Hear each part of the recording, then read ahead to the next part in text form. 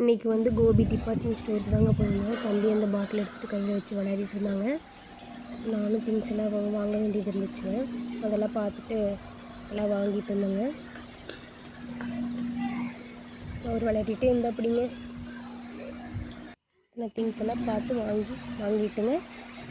என் husband வந்து bill போடுறக்கு எல்லாத்தையும் எடுத்துகிட்டு போயிட்டாங்க முன்னாடி.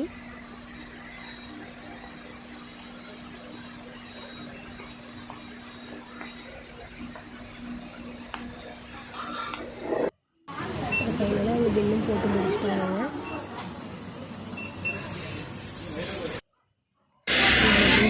கிளம்பிட்டாங்க.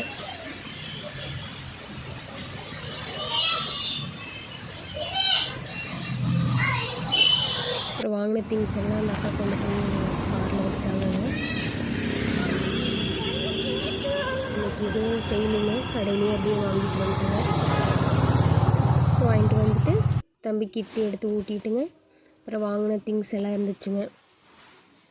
அது வந்துட்டு எங்கள் வீட்டுக்காரெல்லாம் கரெக்டாக இருக்கான்னு பார்த்துட்டு இருந்தா அப்படிங்க. நாங்களும் அப்படியே சாப்பிட்டு படுத்துட்டோங்க.